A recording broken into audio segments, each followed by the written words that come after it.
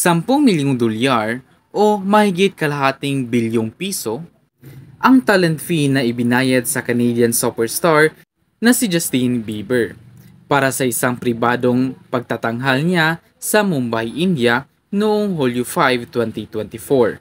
Sakay ng isang private plane, dumating si Justin sa Mumbai noong Hulyo 4. Pero hindi nakalapit sa kanya ang Indian press dahil sa mahigpit na seguridad. May kinalaman ang pagbisita ni Justin sa Mumbai sa imbitasyon sa kanyang magtanghal sa Sanget pre-wedding ceremony ni na Anand Ambani at Radhika Merchant. Nakatakdang ikasal sina Anand at Radhika sa Biyernes, July 12, 2024. Si Anand ang bunsong anak ni Reliance Industry Chairman Mukesh Ambani, na kilala bilang pinakamayamang tao sa Asya. Tinatayang may net worth na $123.3 billion ang nakatandang Ambani. Ang Indian businessman ang ika-11 sa listahan ng pinakamayaman sa buong mundo.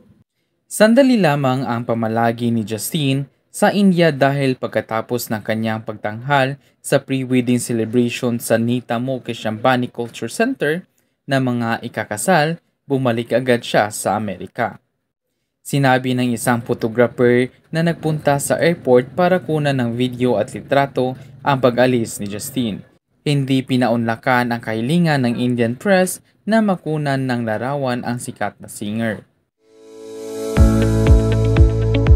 Hindi naiwasan ng mga membro ng Indian media na ikumpara si Justin kay Rihanna na nagtanghal naman noong Marso 2024 para pa rin sa pre-wedding celebration ni Anand at Radhika.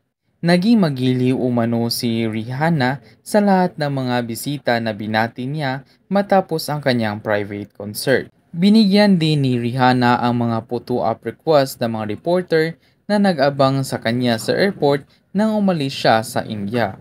Ibinahagi ni Justin sa kanyang official Instagram ang mga larawan at video ng kanyang show sa pre-wedding event ng mga ikakasal.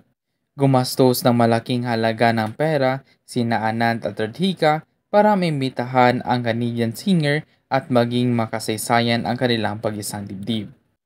Ilang buwan nang ipinagdiriwang ang pre-wedding niyan, Anna at Radhika, at ang culmination nito ay isang engranding wedding reception na magaganap sa Hulyo 14, 2024.